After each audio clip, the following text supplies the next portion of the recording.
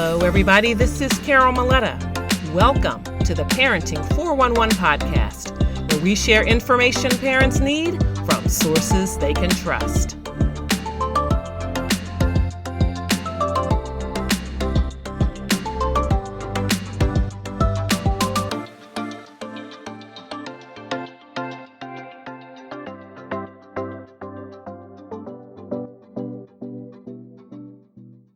We are all settled in for another year of college sports. We've already witnessed thrilling displays of talent as we cheer for our favorite teams and, in some cases, our very own children.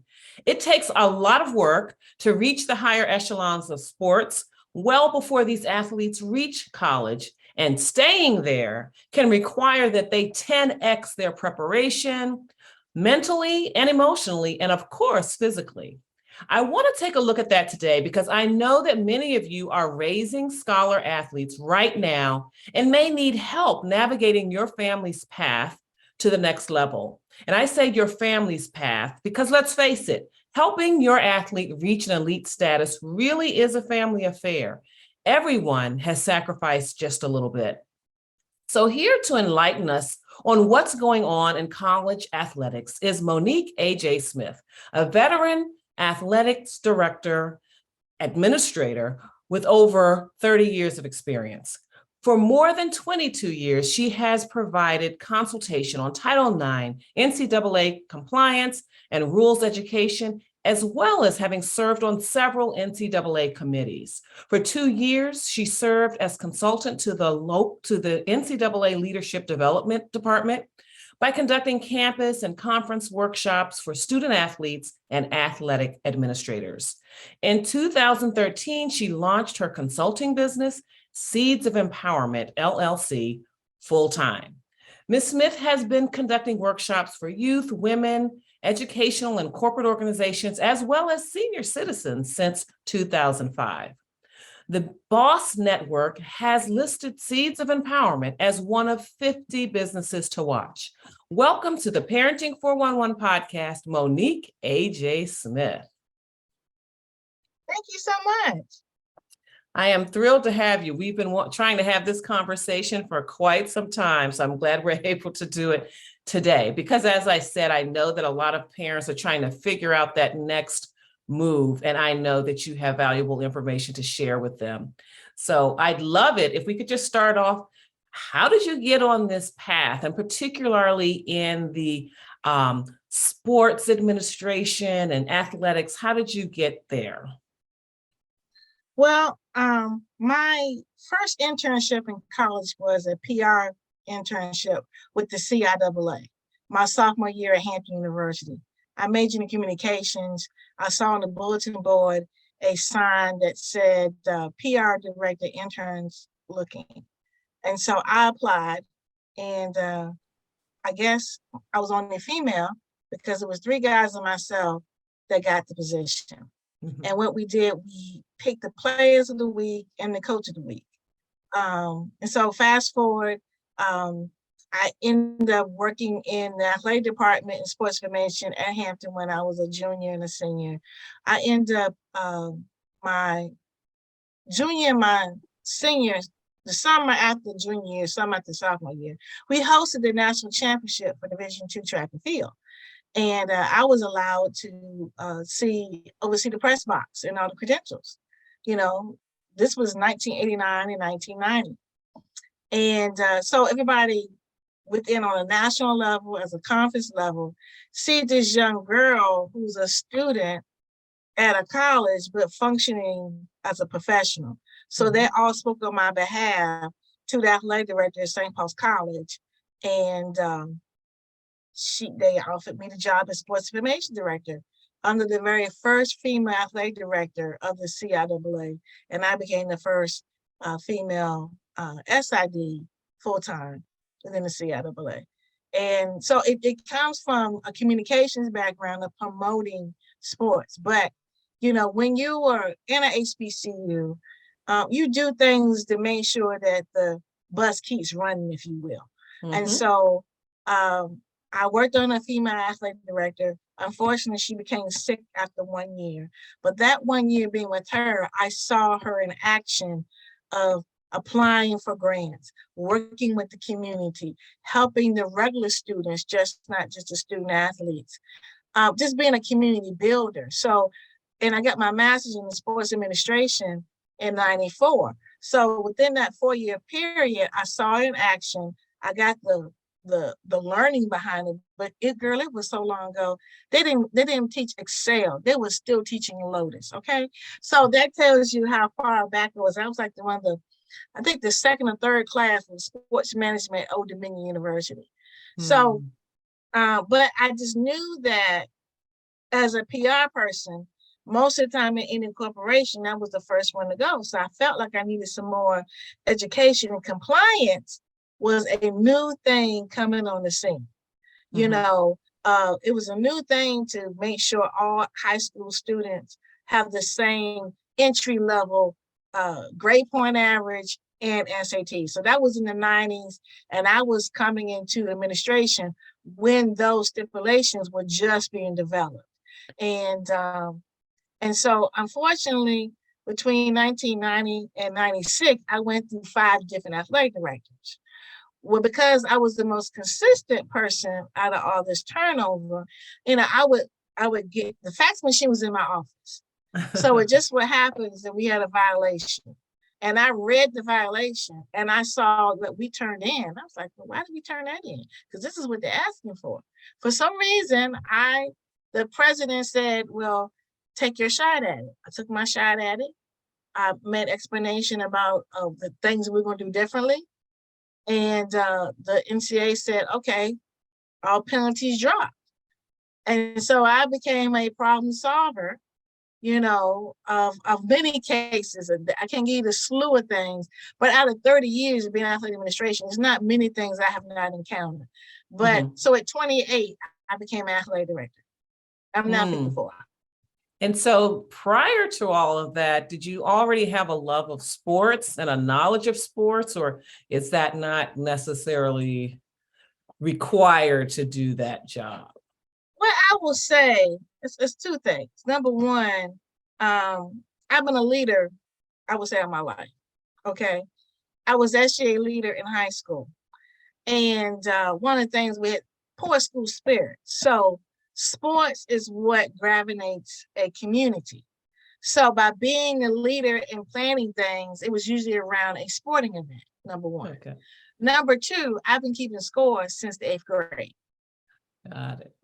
Okay. And so those 2 things of knowing I'm from a very small town in Virginia, and sports is the only thing that we all could come together on. Okay. And we all look forward to a Friday night, look forward to homecomings, because we all went to different elementary schools, but we went to one high school. So that's the one thing that brought us together. And I just happened to go to went to high school with Tony Massenberg, who went to Maryland, who played in the NBA for 17 years. So we had a good team, is my point. Right. And everybody, and when Lefty Driesell came to campus, I had to compile all his stats from the 9th grade to the 12th. So when this just so happens, and I went to college, I thought, to major in PR, to plan events, to promote. And when I saw this PR piece for the NCAA, it was like, oh, that is me all day. Well, good. That sounds like you really fell into something that you really, really love. And, so often I've seen that people who have jobs or start businesses or something, very often, and when they succeed wildly, it's because it's rooted in something, some passion that was really, the fire was lit when they were quite young. And sometimes we don't realize it. At the time, we don't realize how important it is. We might even major in something very different and then come back to it. But it sounds like, you followed a pretty, not a straight line, but, a path. And I would actually practice. So I would practice with the guy that write the stories for the high school. And I would practice to see if I would tell the same story. because I love to write. I love to read. And I love to tell stories. And I believe this is the real key. So I grew up with two guys across the street, and they always in sports. And I wasn't playing, but I was the person analyzing. So that comes to me naturally, like, okay, each time you made the basket, your legs were too far apart, but or you went to your left first or something like that. So I was always analyzing it. But the key is human interest stories grab people. And so if I could tell the story behind the person playing, I got you in the stands. I got you buying a ticket. I got you as a fan for life. Yes, yes. Yeah, I want to shift a little bit to something that I know that you're very passionate about, and that's diversity and equity in sports administration. And, so how has the lack of diversity affected the experience that athletes have? And I'm kind of focusing on the college level, at this point. How has it affected them? And what kind of progress have we made in terms of improving diversity in positions of leadership in college sports administration?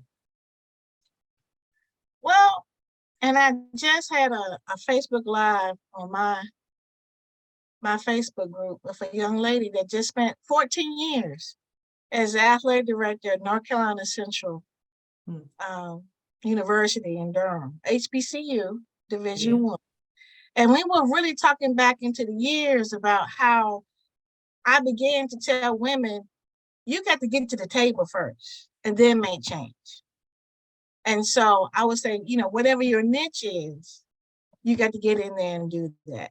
And I said, I just happened to, you fast forward, be in the conversation with me being athletic director 28, but I ended up being at the CIAA office as the senior women's administrator for 13 years. And so that's why I could really move the needle, because I would put women on championships where if I am on this level, putting women in leadership positions, the institution has got to respect you as a leader. We'll be right back after this.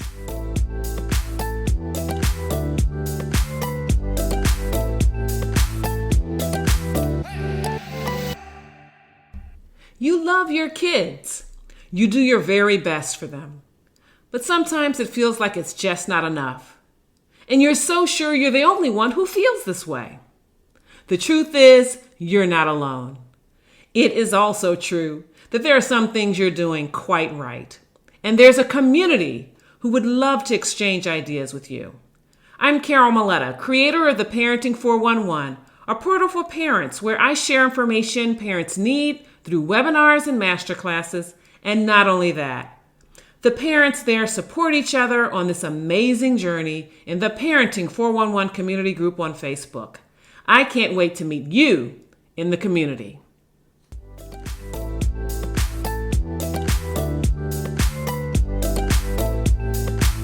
And we're back with the Parenting 411. How has the experience changed for athletes themselves now that there's more diversity? Like, what was it like before, and then what is it like now with that? Well, I just give you a perfect example. So I teach at Hampton University. I teach sports management. Okay. And 80% of my class are football players. I've been teaching for 6 years. When I began, the conversation to have a woman as a football coach was unheard of. Now what I hear, if she can teach me something, if she can make me better, I'm down for that. So in 6 years, I can see a difference. Okay, so they're more open to it. When you can show your expertise. Right. And so if you don't get the opportunity to show your expertise, you're just one-dimensional.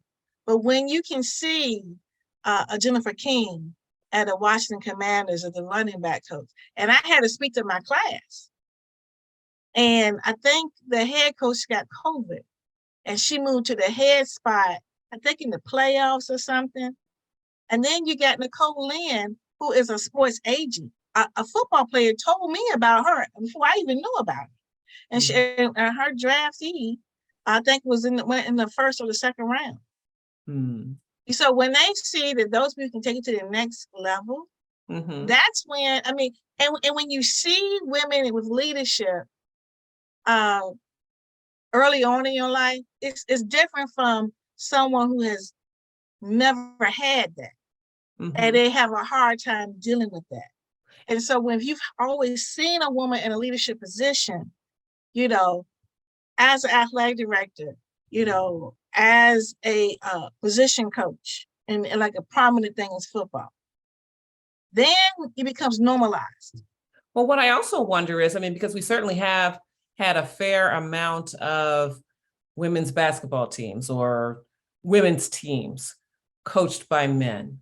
And now that, you know, and thankfully in some sports, women are represented pretty well. But what about the girls' experience in across the various sports in terms of the impact that it's had to have more women being represented in those spaces? And that's very interesting, because when I asked the question in some of my other classes, like psychosociology of sport, and I talked to my women athletes, they said they've never had anything but a man coaching. So that's disheartening, because they want, again, if you can make them better, but they don't know that a woman can make them better because they've never had them coach them. And so that is a major issue. But I tell you, the one thing that I do in my consulting is to build a confidence up. You know, because if you don't see it, you don't know you can be it. And that's been the issue. Now, when you have a woman in a leadership position that can select individuals, that's when you see the needle move. So the CIAA, the MEAC, and the Gulf Coast Conference have Black women commissioners. Okay. So, and well, the Gulf Coast does not have football, but the MEAC and the CIAA do. So it's going to be normalized when you see this person constantly in the front. It's the same way we have female presidents now.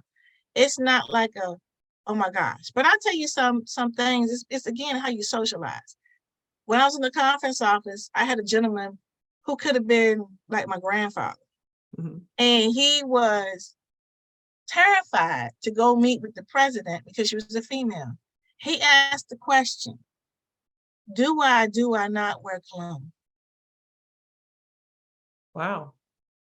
You know, so it's how you socialize, and you don't even know. It's like when your experiences, that's your viewpoint. It's not until you have a open-minded experience that you can see, and you see the world differently. But if you have not been exposed to that, you're going to have a narrow-minded thought process. And that's interesting. I mean, listening to you talk about that, it's almost like we need more women before that, like high school and, you know, and all of that, because if they get so far, get all the way to college before they even can conceive of having someone else coach them, you know, that is a woman, certainly, since you know, most of the coaches are men, but it's a long time, a lot of deprogramming or reprogramming that has to be done to get them to see them in position of leadership. Now, I wonder, what are you seeing as the top issues or concerns for athletes right now? Well, you know, it's interesting. This is not a new conversation, but I would say, since our young people are watching pro sports, that it should come back to them, is the concussion protocol. Do they know what it is? And I'm like, if you're playing, you're still relying on somebody else to protect you. You don't know, you know, what that is. You're just waiting to hear yay and nay. So that's a concern. Name, image, and likeness is a great potential. But our young people become professional in the sense of receiving money. And if they receive over $600, they're going to have to pay taxes. Under $600, they're probably still under their parents. But over that, do you have a tax preparer who understands how to protect your money? Because you're looking at an agent, look at somebody, look at the contract of the brand that's trying to get you. So let's just say you do get a deal where it allows you to have headphones by Beats, and they're free to you. And then you get your whole team free ones. But guess what? It may be free, but you still got to pay taxes on it. So how you going to pay taxes if you got no money? So I wanted to definitely discuss NIL with you. So what do you think then? I mean, what are the pros and cons of this for young people? Well, there was a lawyer out of Philly, and Freeland, name is Freeland, and he taught this in last year, this time when it first came out. It's called the offense and defense of name, image, and likeness. So the offense, I try to teach my kids to remember. So you have a football piece. The goal is to get into the offense and defense of name, image, and likeness. So the goal is to win and to be in the end zone. So an offense part of name, image, and likeness is having a good brand. Okay, having some social media, having some followers. Okay. Also, it's about knowing how to make yourself a company, LLC, so that you can filter this into a piece that will not catch you in a different tax bracket and cause all kinds of havoc to your scholarships and whatnot. Okay. And understand how it all works. Like, understand taxes. Understand. I asked the question, how many people have written a check? And knowing, because if you it's just like the kids have been entitled and a coach does everything for them. But when you looking for a lawyer to tell you just a good deal or bad deal, the agent wants 10% or 20%. Name, image, and likeness is supposed to stop after you finish playing.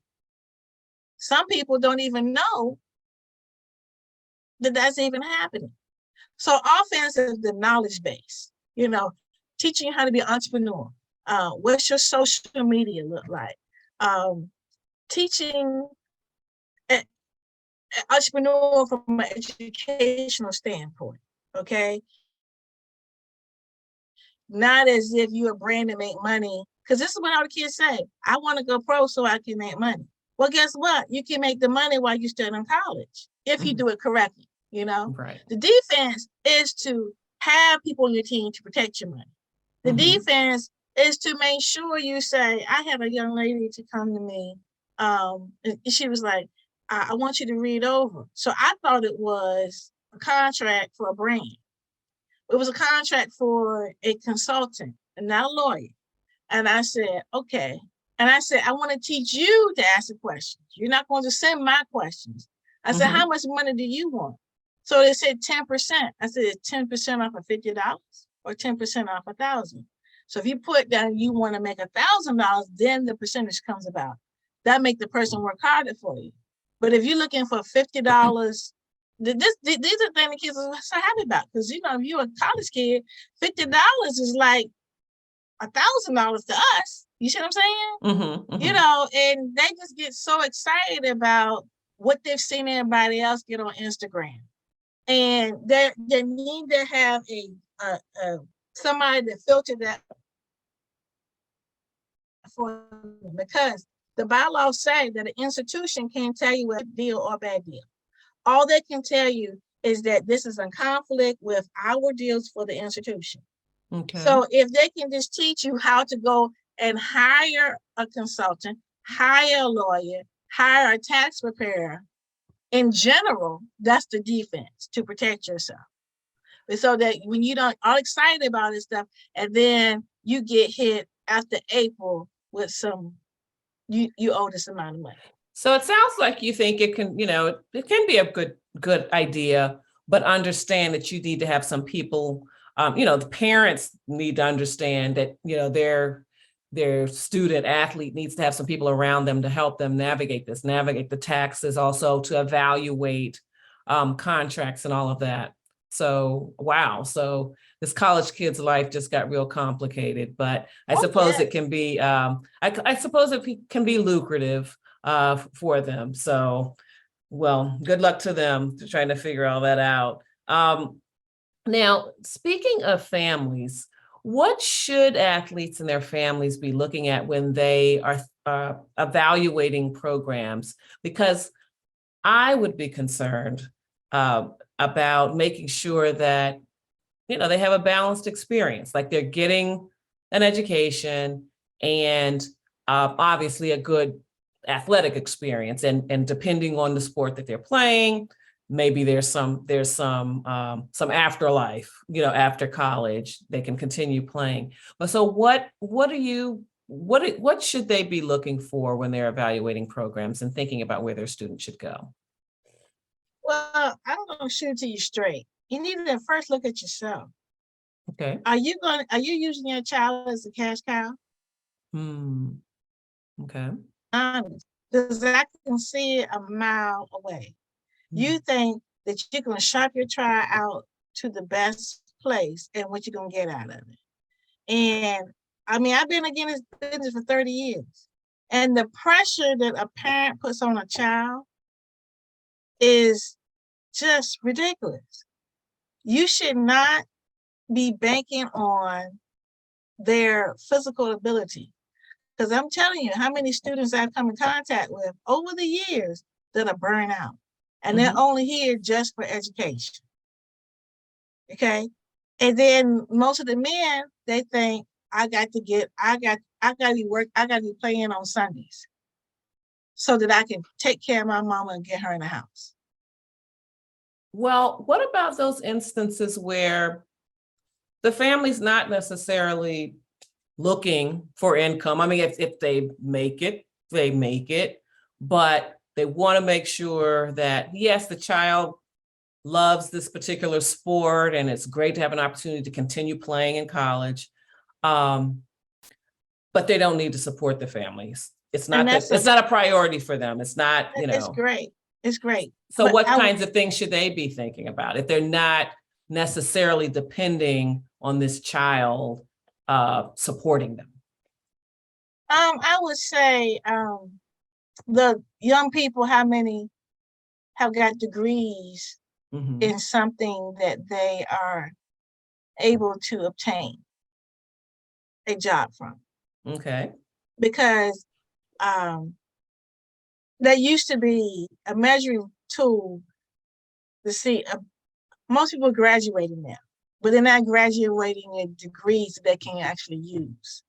Because they're trying to make sure that you stay in, like you could have 130 hours, but it wasn't toward a degree.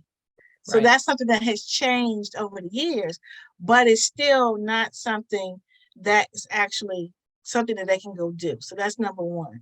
And then, the most important thing is the temperament of the staff.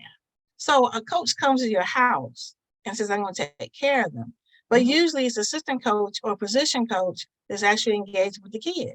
So you need to talk to other parents about how has the experience been, like let's say like Thanksgiving, and you need to, again, keep saying, look at the mirror, how do you feel about the fact that they can't come home for Thanksgiving? Like if you're in Division II, you go to a Division II institution, they're not going to have sports in between Christmas Day and New Year's Day.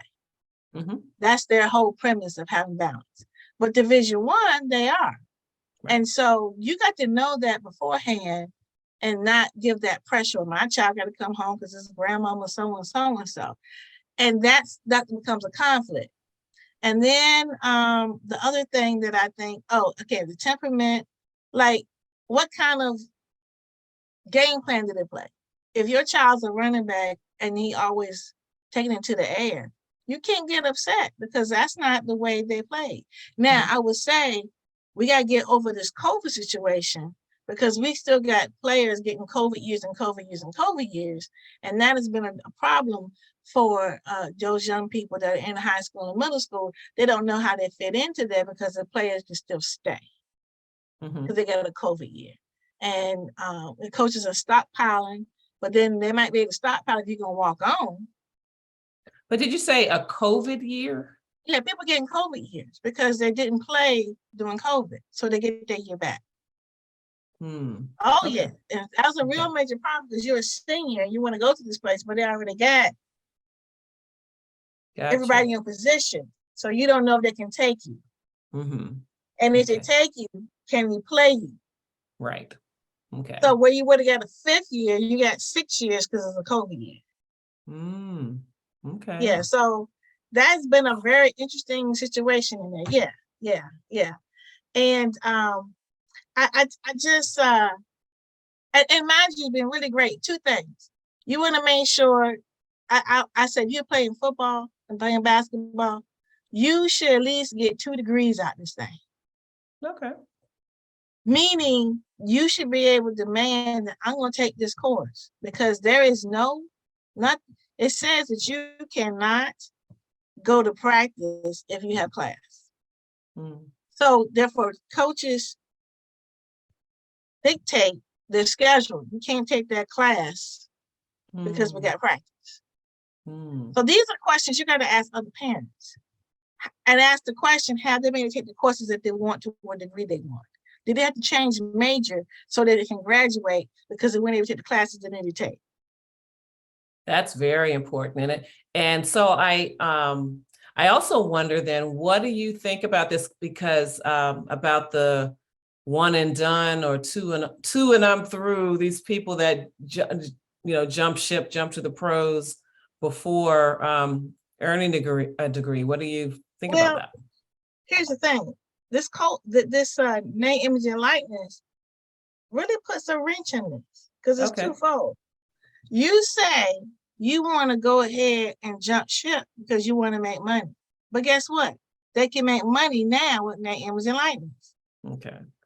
Okay, that's number 1. Number 2, I used to be very, very against it. But I heard a Division I coach talk about it. And to me, it was interesting. He said, if they're going to go one and done, we need to put them in courses that are going to help them get to the next level. Put them in a finance class instead of U.S. history. We're trying to keep them eligible, but we're trying to keep them eligible so they can play, but we're not putting them eligible in courses that's going to be able to help them to their next. And so I think with the image and likeness, it really makes them reflect back. Why do you really want to do that? If you can really make the money now that you thought that you can make, and mind you, like professional football, average 3 to 4 years. Now, I do want to say one more thing that's really important. Before we even get to the college, let us make sure that in high school, we are filing with the NCAA eligibility center. Because if you don't even do that, if you don't take the SATs and you don't know about the core courses, you've already set yourself back. And that's been my whole thing when we talk about parents, because I said they don't know this. They wait for they said, coach, I got you. I know somebody. Your guidance counselor needs to send your transcripts to the NCAA. And now you can't go for an official visit unless those documents are there. So after my 30 years of being here, I've seen different steps being taken. Because and the thing, we're talking about football and we're talking about basketball, but what about tennis? What about soccer? What about softball? If you don't even take the SATs, if you're not, and they don't even know they're supposed to do these things, because they're not the premier sports. These kids can walk on, but you can't even walk on and be straight if you don't have these things, because they're waiting. You come to campus and you took the SATs, but you didn't go to the eligibility center, and they're waiting to evaluate you. Right. You might have missed the whole fall softball season. So that's the number 1 thing. Know where you stand as it relates to initial eligibility. And I got one last thing that's really on my Sure. soul. And some people just said, you should just be glad that they got opportunity. All right. Division III, they do not give athletic scholarships. Right. Stop saying your kid got an athletic scholarship. They got a full 4-year ride, and it's a Division III school. All right. And then you're doing the whole pop and circumstance with the whole thing that people do with Division I and Division II. There are kids that are watching that and say, oh, I want to go to that school because so-and-so went, and I want to get a scholarship. And it's not an athletic scholarship. It's a scholarship like anybody else's. Mm-hmm. And it is disingenuous to me because people are celebrating that. And I get it. That is, be glad they got an opportunity. But they have different demands on them. Mm-hmm. If they got a merit scholarship, they've got to be able to keep that. It's nothing to do with athletic ability. Yes. Yes. That really bothers me. That is, yes, that is good to know. I know that, I mean, I guess I've known, my children's friends that played at all of the levels. And so I was aware of that, but some people are not aware of that. So that's a very good point to bring up. Now, I wonder, what are you seeing? You mentioned a couple of things in terms of, like, for example, in those cases of students that will be one and done, some schools are thinking, or coaches are thinking about, well, if they're only going to be here 1 year, let's kind of improve the quality of the courses that they're taking so that they will be useful for them at the next level. But what kinds of other things do you see some schools doing to honor the education side and not just focus on the sports and just getting everything that they can out of the athletes and not spending as much time on the education? Are schools getting better at that? And what are some examples? We'll be right back after this.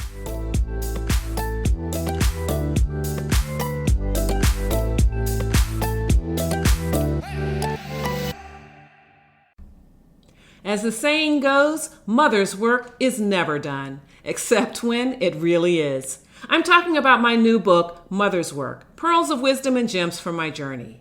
I share my transformation from an outmanned, overwhelmed mom of twin boys to a parenting strategist and consultant, and being honored as DC Mother of the Year by American Mothers Incorporated.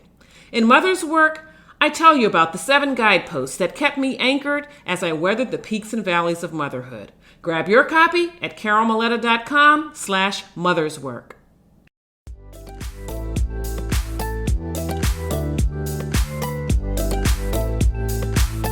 And we're back with the Parenting 411. I would say the position. So it used to be you have an academic counselor. Okay. But now you have a learning specialist. You have a reading specialist. You have a eligibility specialist is someone who can really look at where you were in high school before you even get to college, and they do a whole plan about how you should be able to be successful. And so if you gain a student athlete that has a learning disability, by law, you must accommodate them. And if you don't have those accommodations, you are in jeopardy of federal dollars being lost to you. And so that's a piece that's expanding because you have there are different type of learning disabilities. Mm-hmm. And what do you do? Not just accommodate, not just give them extra time to take the test, but if that's your standard procedure, that may not be enough. And so I've seen individuals being trained, and I will tell you, this is excellent for high school educators who are ready to move up to the collegiate side. These positions are opening up wider and wider. That sounds good. That sounds very good. Now, I wanted to ask you about something that we've seen in the news lately about, the controversy in women's soccer. It's professional soccer where coaches and staff have been cited for sexual abuse, inappropriate behavior. And so I wonder if it's going to amplify the need for diversity in women's sports and how you think that will trickle down to college and high school and whatever. Well, I've heard someone put on Twitter, I think it was yesterday or today. Mhm. It was still dealing with collegiate athletics, but it was saying there should never be the case where there's a women's team and the head coach is a man and there's still no women on the staff. Mhm. Mhm. And so again, we talked about how you change this when you have leadership that can make stipulations. So when I was in the conference office, we had an all-star team made of seniors, basketball playing against another conference seniors. And at the time, and I picked the coach that was the conference championship, but he didn't have any women on his staff. And I said, in order to accept this position, you must get a assistant women's basketball coach from a different program in order to take the CIAA post-season opportunity. So this is like 2004, 2003. And I had the position to make that call. I said, I don't care if you're the winners coach or you just won a conference championship. If you don't have a woman on the staff, you will not get this position. Which is it. I'll get somebody else who doesn't have a problem with getting another woman here. And so, and after that, he actually started hiring women on his team because I was looking for who is the next. And I would have special programming for only assistant coaches, women. And I said, you can come, I'll pay for your hotel room. In order to be invited, you must submit your resume to me.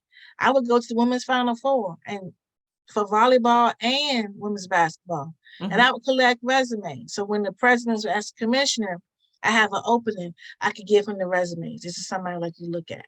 And that's what it takes. That's what it takes. And that's one reason why I do have my network of 2,600 Black women.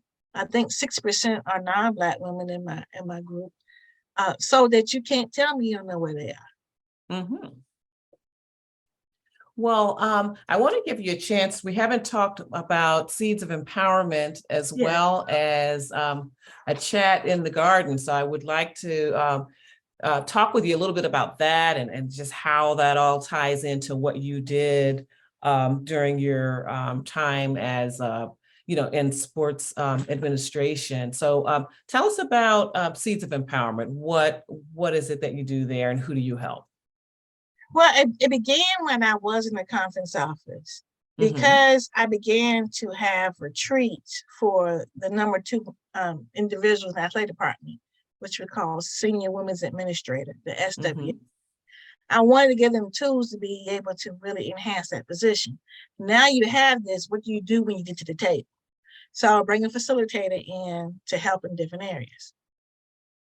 And we began to have women take those positions.